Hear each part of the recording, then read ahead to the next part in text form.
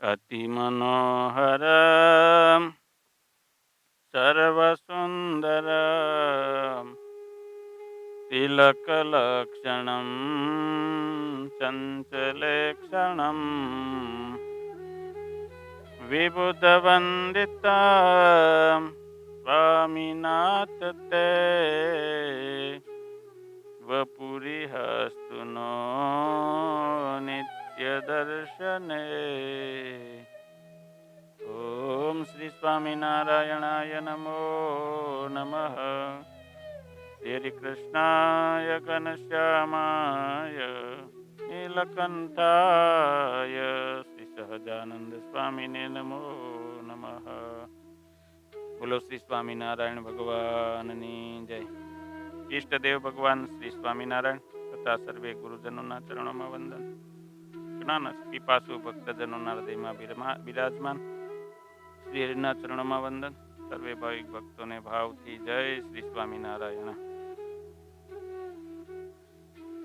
શ્રીમદ ભગવદ્ ગીતા અધ્યાય 13 ક્ષેત્રજ્ઞ વિભાગ યોગ 26મા શ્લોકમાં ભગવાન કહે છે કે યાવત સંજાયતે કિંચિત સત્વમ સ્થાવર જંગમમ ક્ષેત્રજ્ઞ સંયોગાત તદ્વિદ્ધિ ભરતર્ષભ. હે ભરતર્ષભ, જેટલા સ્થાવર જંગમ પ્રાણી ઉત્પન્ન થાય છે તે સઘળા ક્ષેત્ર અને ક્ષેત્રજ્ઞના સંયોગથી જ ઉત્પન્ન થાય છે એમ તું જાણ. સમમ સર્વેષુ ભૂતેષુ તિષ્ઠંતમ પરમેશ્વરમ વિનશ્યત સ્વવિનશ્યંતમ ય પશ્યતિ સ પશ્યતિ. સર્વ પ્રાણી માત્રમાં અંતર્યામી ભાવે રહેલા પરમેશ્વરને જે જુએ છે તેમજ નાશ પામવાના સ્વભાવવાળા શરીરમાં રહેલા અવિનાશી આત્માને જે જુએ છે તેમજ પરમાત્માને જે જુએ છે તે જ ખરું જુએ છે. ભાવાર્થ, ભગવાન શ્રી કૃષ્ણ કહે છે કે હે અર્જુન, જળ ચેતનથી મિશ્રિત આ સમગ્ર જગતમાં સ્થાવર જંગમ રૂપે તમામ ભૂત પ્રાણી માત્રમાં ઈશ્વર રહ્યા છે. તે સર્વના નિયામક છે. તે પરમેશ્વર અંતર્યામી સ્વરૂપે સમાનપણે યથાયોગ્ય તમામ જીવ પ્રાણી માત્રમાં રહ્યા છે. તે તમામ વસ્તુઓ નાશ પામે છતાં તેમનામાં રહેલો મારો નાશ થતો નથી એમ ભગવાન કહે છે. આ પ્રમાણે જે મારા ઉપાસક ભક્ત જાણે છે, જુએ છે, માને છે તે જ સાચું સમજે છે. આ પ્રમાણે મને નહીં જાણનારા જ્ઞાનરૂપી દ્રષ્ટિ વિનાના છે. પરમાત્મા દરેકમાં રહ્યા છે છતાં એ દરેકનો નાશ થાય છે તો પરમાત્માનો નાશ નથી થતો. એ તો એમને એમ જ રહે છે.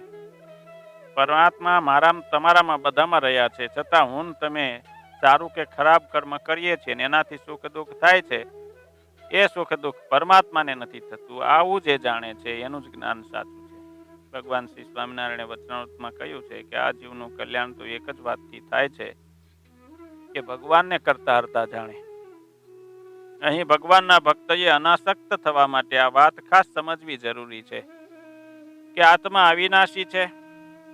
જેવી રીતે આપણે રોજ કપડાં બદલીએ છીએ તેવી રીતે તે ફક્ત શરીર બદલે છે. શરીર સાથેનો મોહ લૌકિક વસ્તુ પદાર્થ સાથે અતિ વધુ પડતી મોહ સાથેની આસક્તિ પરમાત્મા સાથેના જીવના સંબંધમાં વિઘ્નરૂપ છે. પરમેશ્વરને પ્રાપ્ત કરવા માટે આ શરીર ફક્ત એક માધ્યમ છે. આ માટે સ્વધર્મ, જ્ઞાન, વૈરાગ્ય અને શ્રદ્ધાએ સહિત ભગવાનની ભક્તિ કરવી જોઈએ. તેમજ સાધુ પુરુષોનો સમાગમ કરવો જોઈએ. સતશાસ્ત્રનું વાંચન કરવું, ચિંતન કરવું, વ્રત કરવા, ઉપવાસ કરવો, તીર્થયાત્રા કરવી, આ બધું કરવું જોઈએ. નિત્ય પૂજા પાઠ કરવા જોઈએ. ગરીબ લોકોને દાન કરવું, આ બધું જ આત્મશુદ્ધિ માટે અપનાવી શકાય એવો સરળ માર્ગ છે. આનાથી આત્મશુદ્ધિ થાય છે. સદકર્મ કરો. જો તમારે તમારા આત્માને શુદ્ધ કરવો હોય, સત્કર્મ કરો, ભગવાનની ભક્તિ કરો, વ્રત ઉપવાસ કરો વગેરે ધર્મ સંબંધી કાર્ય કરો તો આપણો આત્મા જે છે એ શુદ્ધ થાય છે. સમમ પશ્યન હિ સર્વત્ર સમવસ્થિતમીશ્વરમ નહિ નસ્ત્યાત્મનાત્માનમ તતો યાતિ પરામ ગતિમ. સર્વત્ર સમપણે રહેલા પરમેશ્વરને જોવા વાળો મનુષ્ય ક્યારેય પોતે પોતાના આત્માનો નાશ નથી કરતો. એટલા માટે તે પરમ ગતિને પામે છે. અહીંયા આત્મહત્યાનો છેદ ઉડાડી દેવામાં આવ્યો છે. ભગવાન કહે છે કે હે અર્જુન, સ્થાવર જંગમ વસ્તુ માત્રને વિશે અંતર્યામીપણે રહીને જીવને તેને કરેલા કર્મ પ્રમાણે સમય સમય અનુસારે ઈશ્વર ફળ આપે છે. આપણા વિચારોથી પણ જો કર્મ આપણે કરીએ છીએ, કે આપણે કોઈનું ખરાબ સંકલ્પ કરીએ છીએ મનોમન, તો એનું પણ ફળ ઈશ્વર આપણને આપે છે, કારણ કે આપણી અંદર સાક્ષી સ્વરૂપે રહેલા છે. ઈશ્વરને સર્વ કર્મ ફળ પ્રદાતા માનીને જે પુરુષે સર્વ જીવને વિશે પ્રભુને જુએ છે, તે પુરુષ સર્વમાં ભગવાનનો નિવાસ છે એમ સમજી પરમાત્માના ભયથી પોતે પોતાના દેહને મારતો નથી, કહેતા આત્મહત્યા કરતો નથી. આત્મહત્યા કરવી ને એ સૌથી મોટું પાપ છે. ભગવાન સ્વામિનારાયણે શિક્ષાપત્રીમાં પણ આ વાત કહી. ગમે તેવું ખરાબ કર્મ થઈ ગયું હોય તો પણ આત્મહત્યા ક્યારેય કરવી નહીં, અને જે આત્મહત્યા કરે છે એનું ક્યારેય કલ્યાણ થતું નથી. કહેવાય છે કે સૌથી મોટું પાપ એ આત્મહત્યા છે, કારણ કે આત્મહત્યા કરવાથી જે નાશવંત શરીર છે એનો તો નાશ થઈ જ જવાનો છે, પણ એની સાથે સાથે શરીરની અંદર રહેલા આત્માની પણ હત્યા થાય છે. અને એટલે જ આવી ઘટનાને શરીર હત્યા ન લખતા આત્મહત્યા લખેલું છે. ભગવાન શ્રી કૃષ્ણ આજથી 5000 વર્ષ પહેલા કળયુગને જોઈ શકતા હતા, અને એ પણ જોઈ શકતા હતા કે જરા સરખી એની મુશ્કેલીમાં ભવિષ્યમાં કળયુગમાં જન્મેલો માણસ જે તે મુશ્કેલીનો સામનો કરવાને બદલે આત્મહત્યા જેવો પલાયનવાદી રસ્તો અપનાવશે. અને એટલા માટે જ આ શ્લોક દ્વારા ભગવાન શ્રી કૃષ્ણ કહે છે કે પરમેશ્વરમાં શ્રદ્ધા રાખીને, પરમેશ્વરને સર્વ કર્મ ફળ પ્રદાતા માનીને જે જીવ પોતાના આત્માનો નાશ નથી કરતો, કહેતા કે આત્મહત્યા નથી કરતો, તે જીવ નિશ્ચિતપણે પરમેશ્વરના શરણે જશે. માટે આ જીવન ક્યારેય પણ ખરાબ કર્મ ન કરવું, વિચાર શુદ્ધિ રાખવી. મન ક્યાંક ભટકી જાય અને ખરાબ કર્મ કરવાના વિચાર કરે તો તરત એને કાબુમાં કરવું, પાછું વાળવું, અને એ ખરાબ કર્મ કરતા વિચારોને અટકાવી રાખવા, તો ક્યારેય ખરાબ કર્મ નહીં થાય. પાંડવો વનવાસ કરતા હતા એ સમયે, આમ તો પાંડવોના જન્મ સમયથી જ એમના જીવનમાં અનેક સંઘર્ષો આવ્યા, અનેક સંઘર્ષોનો સામનો એમને કરવો પડ્યો. એમાં જો એકાદ પાંડુ પુત્ર આત્મહત્યા કરી લે કે કરી હોત, તો એ સંજોગોના ખાતે નામું લખાઈ શકાયું હોત કે આવા સંજોગો હતા, આટલા બધા કષ્ટો એને સહન કરવા પડ્યા, આટલી બધી મુશ્કેલીઓ હતી, અને એ મુશ્કેલીમાં કોઈ પણ માણસ આત્મહત્યા કરે એમ મનાયું હોત, પણ તેઓ મુશ્કેલીથી ભાંગ્યા નથી કે ભાગ્યા નથી, પરંતુ ભગવાનને જ સર્વના નિયંતા માની એકાગ્રતાથી એક ભગવાન શ્રી કૃષ્ણનો જ આશ્રય એમણે કર્યો છે, અને ભગવાન શ્રી કૃષ્ણને જ એમણે પકડી રાખ્યા. અને છેવટે ભગવાન શ્રી કૃષ્ણ એ જ એ પાંડવોનો હાથ પકડી સંસાર સાગર પાર કરાવી દીધા. માટે ભગવાનનો હાથ પકડી રાખવો. જીવનમાં ગમે તેવી મુશ્કેલી આવે, ક્યારે ભગવાનને નહીં છોડવા,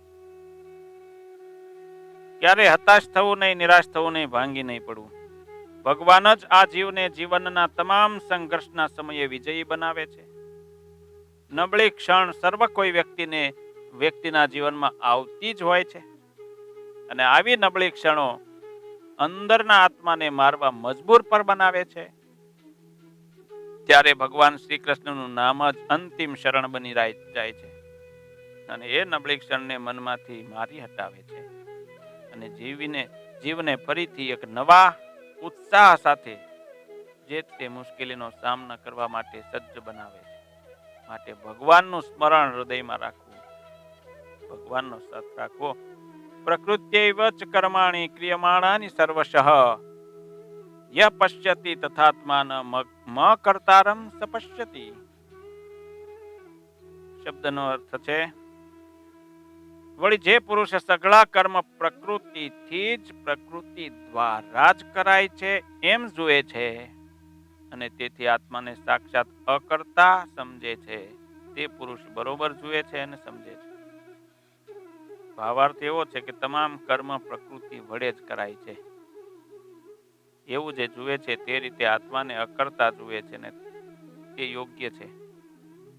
સૂર્યનો ઉદય થાય છે, પછી તે મધ્યાહનમાં આવી જાય છે અને પછી તે અસ્ત પણ થઈ જાય છે. ઉદય થાય, મધ્યાહ્ન થાય અને સૂર્યાસ્ત થાય છે. આ પ્રક્રિયાથી આપણને જ્ઞાન થાય છે કે પ્રાતઃ સૂર્યોદય થતા પ્રકાશ મધ્યાહ્ન સુધી વધતો જાય છે. સૂર્યોદય વખતે ઓછો હોય, ધીમે ધીમે ધીમે પ્રકાશ વધતો જાય, મધ્યાહ્ન સમય સુધી વધે અને મધ્યાહ્નથી સૂર્યાસ્ત સુધીનો જે પ્રકાશ છે એ ધીમે ધીમે પ્રકાશ ઘટતો જાય છે અને સૂર્યાસ્ત થયા બાદ અડધી રાત સુધી અંધકાર વધે છે. સૂર્યાસ્ત થઈ જાય ને ધીમે ધીમે ધીમે ધીમે અંધકાર વધે અને અડધી રાત સુધી અંધારું વધ્યા કરે. અડધી રાત પછી સૂર્યોદય થાય ત્યાં સુધી ધીમે ધીમે ધીમે ધીમે અંધકાર ઘટતો જાય છે. વાસ્તવમાં પ્રકાશ અને અંધકારની સૂક્ષ્મ જે સંધિ છે એ મધ્યાહ્ન અને મધ્યરાત્રિ છે, પરંતુ તે દેખાય છે સૂર્યોદય અને સૂર્યાસ્તના સમયે છે. પ્રક્રિયા તો સતત સૂર્યોદય થાય અને સૂર્યાસ્ત થાય ત્યાં સુધી ચાલે છે. સૂર્યોદયથી મધ્યાહ્ન સુધી વધે છે, મધ્યાહ્નથી સૂર્યાસ્ત સુધી પ્રકાશ ઘટે છે. સૂર્ય અસ્ત થાય એટલે અંધકાર ધીમે ધીમે વધે છે. મધ્યરાત્રિ સુધી અંધકાર વધે ને પાછો ધીમે ધીમે ઘટતો થાય. પ્રક્રિયા તો ચાલે જ છે, પરંતુ આપણે શું સમજીએ? સૂર્યોદય થયો, સૂર્યાસ્ત થયો, આ જ જ્ઞાન આપણને છે. આ ઉદાહરણની દ્રષ્ટિએ પ્રકાશ અને અંધકારની ક્રિયા દૂર નથી થતી. ક્રિયા તો ચાલે જ છે, પ્રકાશની ક્રિયા ચાલે છે, અંધકારની પણ ચાલે છે, પરંતુ નિરંતર થતી રહે છે. એ જ્ઞાન જેવી રીતે છે એવી જ રીતે સર્ગ અને પ્રલય, મહાસર્ગ અને મહાપ્રલયમાં પણ આ જ પ્રક્રિયા છે પ્રકૃતિની. એ સતત નિરંતર થતી જ રહે છે. યહ પશ્યતિ તથાત્માનમ કર્તારમ સ પશ્યતિ. આ જે જુએ છે, આ જે સમજે છે એ સાચું સમજે. પ્રકૃતિ કહેતા માયા અને તેના કાર્ય સ્થૂળ સૂક્ષ્મ ને કારણ શરીરમાં પ્રકૃતિના જે કાર્ય છે, ખાવું, પીવું, ચાલવું, ફરવું, બેસવું, ઉઠવું, ઘટવું, વધવું, હલાવવું, ડોલાવવું, સૂવું, જાગવું, ચિંતન કરવું, આ બધા જ જે પણ ક્રિયા થાય છે તમામ ક્રિયા પ્રકૃતિ દ્વારા થાય છે. સ્વયંના દ્વારા કંઈ થતું નથી. કેમ કે સ્વયંમાં કોઈ ક્રિયા થતી જ નથી, પ્રકૃતિ દ્વારા થાય છે. એ પ્રમાણે જે દેખે છે અથવા તો અનુભવ કરે છે એ જ વાસ્તવમાં સાચું દેખે છે. કારણ કે એવું દેખવાથી પોતાનામાં અકર્તાપણાનો ભાવ આવે છે અને અનુભવ થાય છે. ભગવદ્ ગીતામાં ભગવાન શ્રી કૃષ્ણએ ક્રિયાઓને પ્રકૃતિ દ્વારા થવા વાળી બતાવી છે. ક્યાંક તો ગુણો દ્વારા થવા વાળી બતાવી છે અને ક્યાંક ઇન્દ્રિયો દ્વારા થવા વાળી ક્રિયા બતાવી છે. આ ત્રણેય બાબતો અંતે તો એક જ છે. પ્રકૃતિ આ તમામનું કારણ છે, ગુણો પ્રકૃતિનું કાર્ય છે અને ગુણોનું કાર્ય ઇન્દ્રિયો છે. આથી પ્રકૃતિ, ગુણ અને ઇન્દ્રિયો દ્વારા થવા વાળી તમામ ક્રિયાઓ પ્રકૃતિ દ્વારા જ થાય છે એવું કહેવામાં આવે છે. હવે એક ક્ષેત્ર છે, માટે કર્તાપણું શરીર સાથે જોડાયેલું. ક્ષેત્ર કોણ છે? શરીર. એટલે જે કંઈ કરો એ કર્તાપણું શરીરનું છે. કર્મફળ શરીર સાથે બંધાય છે. આત્મા પોતે અકર્તા છે એવું મનાય છે. આત્મા એ અકર્તા જ રહેવું જોઈએ. આત્મા એ અકર્તા રહેવાનું. આપણે કંઈ પણ ક્રિયા કરીએ તો હું નથી કરતો એમ માનવું, અકર્તા રહેવાનું. ભગવાન મારા દ્વારા કરાવે છે એવી રાખવાનું વિચાર. શરીર એ સાધન છે, જે શરીર દ્વારા કોઈ કર્મ આપણાથી થાય છે, આપણે કરી શકીએ છીએ અથવા તો થઈ જાય છે. આત્મા અકર્તા છે. આત્માનું અકર્તાપણું ત્યારે જ જોખમાય છે કે જ્યારે કોઈ કર્મ ઈશ્વરની ઈચ્છા વિરુદ્ધ થાય. ભગવાને જે આપણને કહ્યું છે એનાથી વિરુદ્ધ કરીએ ને ત્યારે અકર્તાપણું જોખમાય. કહેતા હું પણ મનાય કે મેં કર્યું ને ત્યારે એ કર્મ આત્માને ચોંટી જાય અને જ્યારે તમને ખબર જ હોય કે તમે જે પણ કંઈ કરી રહ્યા છો તે ખોટું છે અને એનું પરિણામ પણ ખોટું જ આવવાનું છે. આપણને એમ હોય કે આ હું કરું છું એ ખોટું છે, તો એનું પરિણામ કેવું આવશે? ખોટું જ આવશે. ત્યારે જે તે શરીરનો આત્મા અકર્તાપણું કોઈ બેસે છે કહેતા તે એનું કર્મ એને ચોંટી જાય. સુખ અને દુઃખમાં સમ રહેનારો વ્યક્તિનો આત્મા અકર્તા છે. શરીરને પડતું કષ્ટ આત્માને ન પહોંચે તો સમજવું કે આત્મા અકર્તા છે. શરીરમાં આપણને કંઈ વાગે તો એ આત્મા સુધી ન પહોંચવું જોઈએ. કહેતા આત્મામાં એનું ડંખ ન બેસવો જોઈએ, તો સમજવું કે આત્મા અકર્તા થઈ ગયો. ઈશ્વરની સમક્ષ પોતાની માગણીઓનું લિસ્ટ ઊભા રહીને જ વાર્તાલાપ થાય છે. તેને પ્રાર્થના નથી કહેવાતી. આપણે ભગવાનના મંદિરમાં જઈએ અને ભગવાન પાસે માગ્યા કરીએ, મહારાજ મારો ધંધો છે એ સારો ચાલે, મારું આ કાર્ય થઈ જાય એવી મહારાજ રાજી રહેજો, મારા ઉપર દયા કરજો. અનેક લિસ્ટ ગણી ના શકે ને એવડું મોટું લિસ્ટ લઈને ભક્તો જતા હોય ભગવાન પાસે પ્રાર્થના કરતા હોય, તો આ પ્રાર્થના નથી, આ તો માગણી છે. પણ જ્યારે ઈશ્વરની સમક્ષ મોઢેથી શબ્દોની જગ્યાએ આંખમાંથી આંસુ નીકળે તો સમજવું કે શરીરની પડતી પીડા કે તકલીફનો અંત ખૂબ જ નજીકમાં છે. માગે નહીં કશું, પણ ભાવાવેશમાં આવીને ભગવાનની સામે જો રડવા લાગે તો સમજવું કે બધી તકલીફો દૂર થવામાં છે. અકર્તા એટલે શું? નિષ્પૃહ થઈને રહેવું.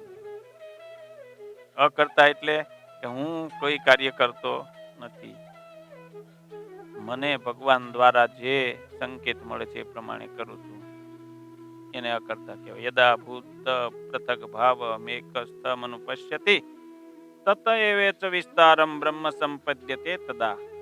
જે સાધક પ્રાણીઓના અલગ અલગ ભાવોને એક પ્રકૃતિમાં સ્થિત જુએ છે અને તે પ્રકૃતિથી બધાનો વિસ્તાર જુએ તે બ્રહ્મને પામે છે. કહેતા ભાવાર્થ ભગવાન શ્રી કૃષ્ણ કહે છે કે અર્જુન, જે પુરુષ જળ અને ચેતનથી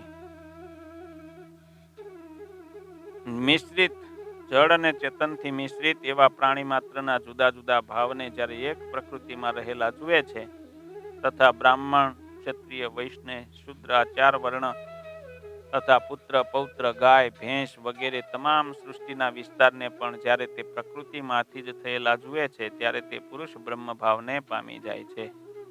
એને ખબર જ હોય છે કે બધામાં પરમેશ્વર રહેલા છે, પ્રકૃતિ દ્વારા નિર્મિત આ બધું છે, ત્યારે એ બ્રહ્મ થઈ જાય છે. હું મારું શરીર આ મારું નથી એવું સમજે, હું આ શરીરથી જુદો છું, બ્રહ્મ છું, આત્મા છું એવું સમજે, બ્રહ્મ ભાવને પામે. ભૂત પ્રાણી માત્રના જુદા જુદા ભાવો એટલે શું?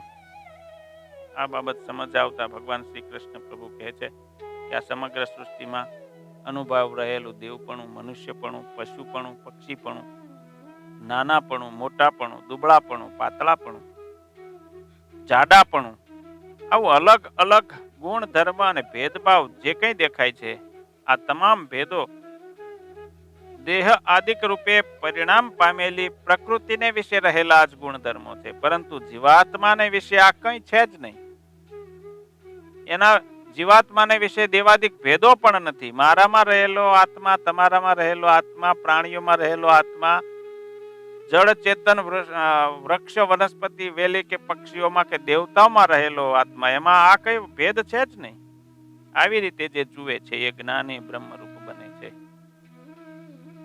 ઈશ્વર પોતે જ કરતા છે. ઈશ્વરની ચેતના શક્તિ દ્વારા જ સમસ્ત પ્રકૃતિનું કાર્ય થઈ રહ્યું છે અને આ બ્રહ્માંડનો સતત વિસ્તાર પણ એની ઈચ્છાથી જ થતો રહે છે. આપણે મનુષ્ય તરીકે જે દ્રષ્ટિ ધરાવીએ છીએ એ આપણી ભૌતિક દ્રષ્ટિ છે. આપણી ભૌતિક દ્રષ્ટિ આપણને શરીરના આકાર કે સ્વરૂપ પ્રમાણે જીવોની ઓળખ કરાવે છે. જેમ કે આ કૂતરો છે, આ બિલાડી છે વગેરે વગેરે આકારની ઓળખ આપણને કોણ કરાવે છે? આપણી દ્રષ્ટિ કરાવે છે. આપણી ભૌતિક દ્રષ્ટિ દરેક જીવની અંદર રહેલા આત્માને જોઈ નથી શકતી. અનેક શરીરોની વચ્ચે અંતર્યામી શક્તિએ કરીને પરમાત્મા તો એક જ રહેલા છે. દરેક શરીરમાં રહેલા છે પણ એક જ છે. જુદા જુદા, મારામાં જે પરમાત્મા છે, તમારામાં છે, પ્રાણી માત્રમાં છે, અલગ અલગ નથી, એક જ છે. આ જોવા માટે આધ્યાત્મ દ્રષ્ટિ કેળવી પડે. માનવી પોતાના વિનય અને વિવેકથી તથા યોગ્ય ગુરુ પાસેથી યોગ્ય ધર્માભ્યાસ કરીને આવી અધ્યાત્મ દ્રષ્ટિ કેળવી શકે છે મનુષ્ય પોતાની ચેતનામાં શુદ્ધ થઈ શકે છે અને ત્યારે શુદ્ધ થઈને તે ઊંચ નીચ અધમ પશુ કે પક્ષી સુખ કે દુઃખના ભાવથી ઉપર ઉઠીને સમસ્ત જીવ પશુ પ્રાણીઓ એની અંદર રહેલા પરમાત્માને જોઈ શકે છે અને ઈશ્વરને પામવાની એક વધુ લાક્ષણિકતા એ મેળવી શકે. આટલી ઊંચાઈએ જવા માટે समझण जरूरी है. शरीर से इंद्रिय श्रेष्ठ है, इंद्रियों से मन श्रेष्ठ है, मन से बुद्धि श्रेष्ठ है और जो बुद्धि से भी श्रेष्ठ है वह है आत्मा. अनादित्वात् निर्गुणत्वात् परमात्मायमव्ययः शरीरस्थोपि कौन्तेय न करोति न लिप्यते.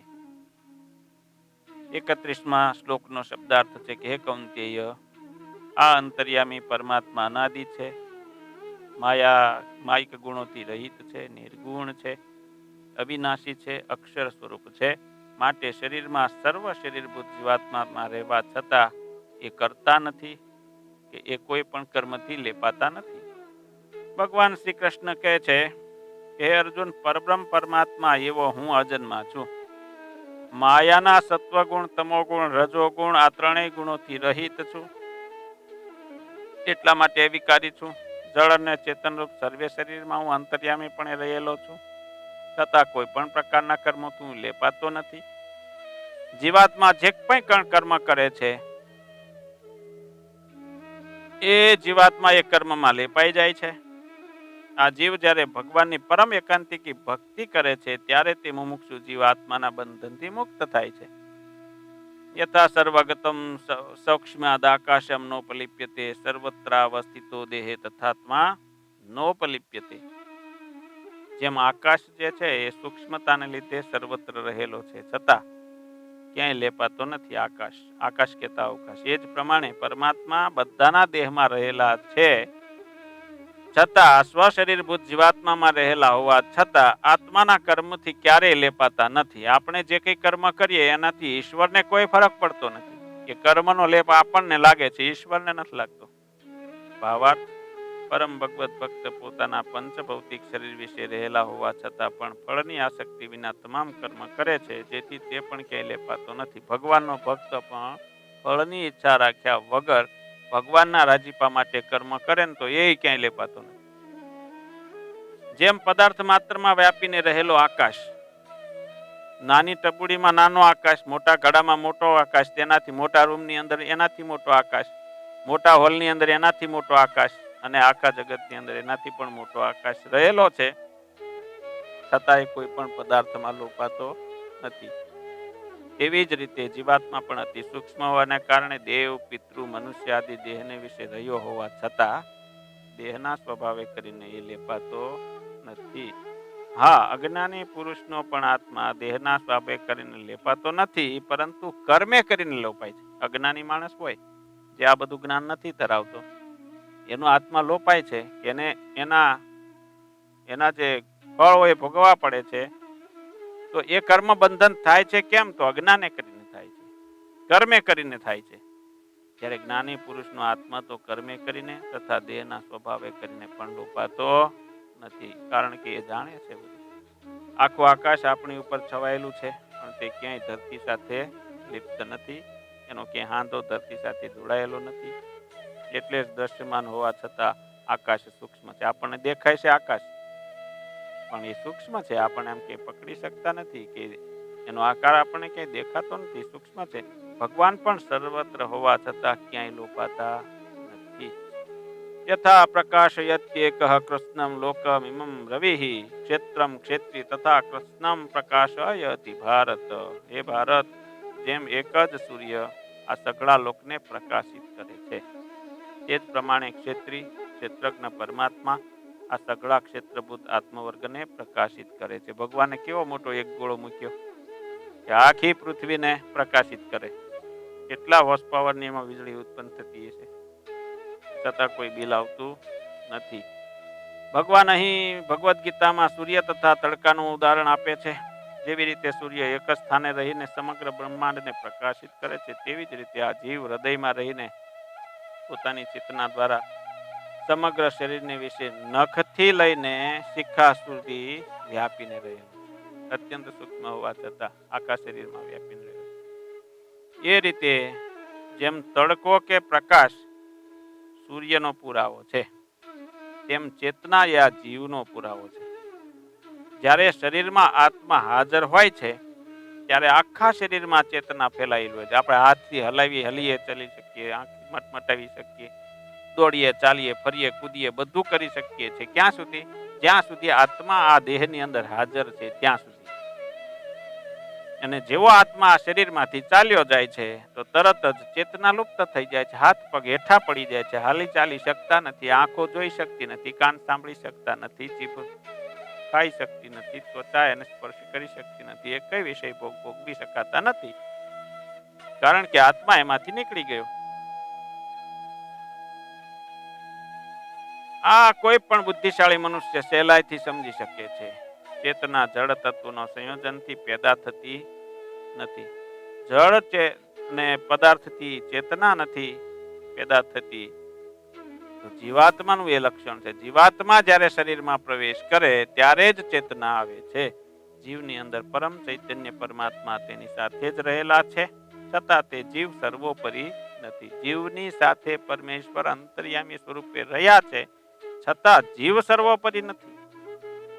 ज्ञान स्वरूप आत्मा न तो जन्म लेती है न मरती है, यह न तो स्वयं किसी की हुई है न इससे कोई भी हुआ है, यह जन्मा नित्य शाश्वत और पुरातन है. शरीर का नाश होने पर इसका नाश नहीं किया जा सकता. क्षेत्र क्षेत्रज्ञयो रेव मंतरम ज्ञान चक्षुषा भूत प्रकृति मोक्षम च ए विदुर यान्ति ते परम.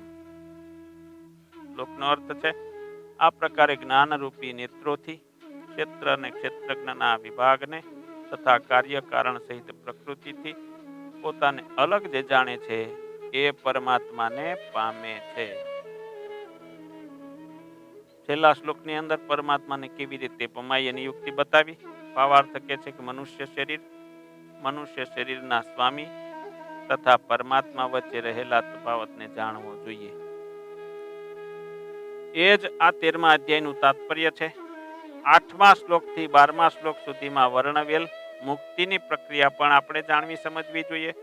ત્યારે જ તે પરમ ગતિને પામી શકાય છે. શ્રદ્ધાવાન મનુષ્યએ પ્રથમ ઈશ્વર વિશે શ્રવણ કરવા માટે સત્સંગ કરવો જોઈએ અને ધીરે ધીરે પ્રબુદ્ધ થવું જોઈએ. જો તે સદગુરુના શરણે જાય તો તે જળ પદાર્થ તથા આત્મા વચ્ચેના તફાવતને સમજી શકે છે. સદગુરુ અનેક પ્રકારના ઉપદેશો દ્વારા પોતાના શિષ્યોને દેહાત્મ ભાવથી મુક્ત થવાનો બોધ આપે છે. દાખલા તરીકે ભગવદ્ ગીતામાં શ્રી કૃષ્ણ ભગવાન અર્જુનને ભૌતિક બાબતોમાંથી મુક્ત થવાનો ઉપદેશ આપે છે. મનુષ્ય સમજી શકે છે કે આ શરીર એ જળ પદાર્થ છે, શરીર જળ છે અને 24 તત્વોમાં તેનું વિશ્લેષણ કરી શકાય છે. શરીર ધૂળની અભિવ્યક્તિ છે. આ શરીર છે ને ધૂળની અભિવ્યક્તિ છે અને મન તથા મનોવૈજ્ઞાનિક અસરો સૂક્ષ્મની અભિવ્યક્તિ છે. જીવના લક્ષણો આ તત્વોની પરસ્પરની આંતરક્રિયા છે. આત્મા તથા પરમાત્મા બે જુદા છે. જે મનુષ્ય સંપૂર્ણ જગતની રચના સમજી શકે છે અને પરમાત્માની સ્થિતિ પણ જુએ છે, તે જ વૈકુંઠ લોકમાં જવાનો, અક્ષરધામમાં જવાનો અધિકારી બને છે. અને આ સાથે 13મો અધ્યાય અહીં સમાપ્ત થાય છે. 13મા અધ્યાયમાં ક્ષેત્રના વિભાગ યોગનો સાર અપસંહાર આ રીતે છે. 34 શ્લોક સાથે શ્રીમદ ભગવદ્ ગીતાના 13મા અધ્યાયની ચિંતન સફર અહીં પૂર્ણ થાય છે. ભગવાન શ્રી કૃષ્ણએ અર્જુન થકી આપણને સૌને શરીર, મન અને આત્મા વિશે ઘણું જ સારું સમજાવ્યું છે. કુરુક્ષેત્રના મેદાન વચ્ચે પણ ભગવાન શ્રી કૃષ્ણએ એવો આગ્રહ જરા પણ નહોતો રાખ્યો કે એમનું કહેલું બધું જ સમજ્યા વગર અનુસરવું. અને અત્યારે પણ જો પૃથ્વી ઉપર આપણી વચ્ચે હાજર અહીં હોત તો પણ તેઓ આવો આગ્રહ રાખતા નહીં. આપણા ભગવત પુરુષે આપણને આપણા આધ્યાત્મિક જીવનના વિકાસ માટે વિચારવાની સ્વતંત્રતા આપી છે. ભગવાન સ્વામિનારાયણે પણ શિક્ષાપત્રીમાં પોતાના આશ્રિતોને દેશ, કાળ, વય, જાતિ, શક્તિ અનુસારે વર્તવાની આજ્ઞા આપી છે. આમ આચાર, વ્યવહાર અને વિચારની સ્વતંત્રતા આપણને સૌને આપવામાં આવી છે. ત્યારે અર્જુનની જેમ આપણી પણ જવાબદારી છે કે શંકા કર્યા વગર ભગવાન શ્રી કૃષ્ણ દ્વારા કહેવાયેલા જે શબ્દો છે તેના ઉપર પૂર્ણ શ્રદ્ધા રાખી શરીર પાસેથી ઈશ્વરને ગમે એવું કર્મ કરવું અને કરાવવું. આ મનુષ્ય જન્મની સફળતા અને નિષ્ફળતા એ આ જીવના જ હાથમાં છે. આપણા માટે જ આ દેશના ઋષિ મુનિઓ કે મોટા મોટા ભગવાનના ભક્તો વારે વારે સાવધ કરે છે કે આ મનુષ્ય જન્મ જે છે એ દેવ દુર્લભ છે. 84 લાખ યોનિઓમાં ફર્યા પછી આ મનુષ્ય દેહ મળે છે. આ મનુષ્ય શરીરના માધ્યમથી જીવ માયાના બંધનથી મુક્ત થઈ શકે છે અને ભગવાનના અખંડ સાનિધ્યને પામી શકે છે. માયાના બંધનથી મુક્ત થવાની 100% શુદ્ધ ખાતરી કે ગેરંટી હોવા છતાં જીવ પોતાના અભિમાનમાં ભગવાનને ભૂલીને સ્વકેન્દ્રિત બની પોતાની જાતને સર્વસમર્થ અને દરેક રીતે શક્તિશાળી સમજી બેસે છે. પણ અંતર્યામી પરબ્રહ્મ પરમાત્માની મરજી વિના જીવ લાચાર જ છે. અત્યારે હાલની પરિસ્થિતિ ચંદ્ર ઉપર માનવ જીવન વિકસાવવા માટે ત્યાંની માટી, પથ્થર, ખડક, પાણી અને ઓક્સિજનની શોધમાં મશગુલ અને મોટી મોટી વાતો કરનારા માનવીને પૃથ્વી ઉપર પણ આ કોરોના કાળે અને કોરોનાને કારણે જીવન જીવવા માટે પ્રાણવાયુના પણ વાંધા પડી ગયા છે. ત્યારે આ 13મો અધ્યાય આપણને એ સમજાવે છે કે જીવની ભગવાન અંતર્યામી, જીવની અંદર ભગવાન અંતર્યામી સ્વરૂપે રહેલા છે. શરીરનો સાથ પડછાયો છોડે છે પણ ભગવાન કદાપી જીવનો સાથ છોડતા નથી.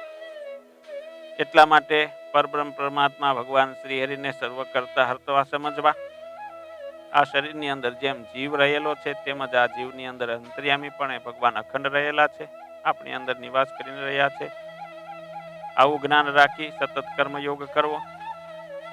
હું કંઈ કરતા હરતા નથી, ભગવાન મારા દ્વારા બધું કરાવી રહ્યા છે એમ સમજીને કર્મ કરતું રહેવું તો એ નિષ્કામ કર્મ થઈ જાય છે. સતત ભગવાનનું નામ સ્મરણ, ભજન સ્મરણ કરતા રહેવું, માળા ફેરવવી, જપ તપ વ્રત કરવા અને હાલતા ચાલતા દરેક ક્રિયા ભગવાનનું સ્મરણ રાખવું. એવું આ અધ્યાયમાંથી આપણને સમજવા મળે છે.